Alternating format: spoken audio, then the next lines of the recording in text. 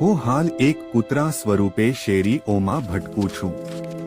કોઈ જેવું આપે એવું ખાઈને પેટ ભરું છું ને ક્યાંક કોઈ અવાવરું જગ્યામાં પડી રહું છું.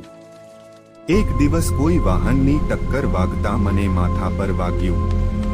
ફટકો મરણતોલ હતો, પણ સદનસીબે હું બચી ગયો ને મેં જે નજર સમક્ષ દૃશ્ય જોઈ હેબતાઈ ગયો.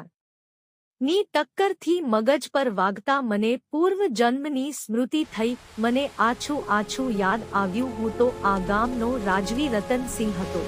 મારો રાજમહેલ વિશાળ હતો.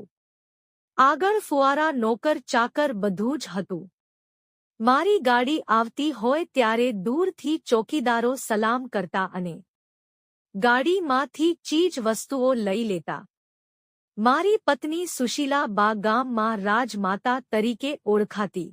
એક દીકરો યશરાજસિંહ જીવતો હતો ત્યારે એ દારૂ પીને ચકચૂર થઈ ખેતરમાં પડી રહેતો. ખેતી તો નામની જ કરતો, બાકી ખેતરમાં અય્યાશી જ કરતો. આજે મને થયું ચાલ જીવન ગુજાર્યું હતું એ રાજમહેલમાં જઉં, પણ આશ્ચર્ય એ દ્વાર પાળો એ મને અંદર ઘૂસવા જ ન દીધા.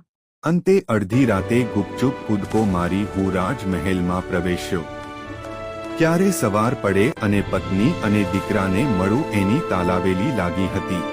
જે ધર્મપત્ની સાથે જિંદગી ગુજારી હતી એ પણ મને રખડતો સમજી ધૂતકારી રહી હતી. મારો દીકરો યશવંતસિંહ પણ મને ઓળખી ન શક્યો. એ તો વળી કૂતરા પકડવા વાળી ગાડીને બોલાવવા ફોન કરવા લાગ્યો હતો. અને હું જીવ લઈને ભાગ્યો. મને થયું મારું કોઈ વજૂદ નથી અને હવે અહીં રહેવું સલામત નથી, ને હું દોડતો જ રહ્યો. ને એવી જ એક પૂરપાટ ગાડી એ મારો જીવ લઈ લીધો. હવે હું મુક્ત હતો સંસારની જંજાળથી. હવે મારા મૃત સ્વજનોને મળીશ અને કહીશ, ક્યારે પૂર્વ જન્મનું જ્ઞાન થાય તો પોતાના પરિવારને મળવાનો વિચાર ન કરતા. કેમ કે માણસ ખતમ એટલે સંબંધો ખતમ.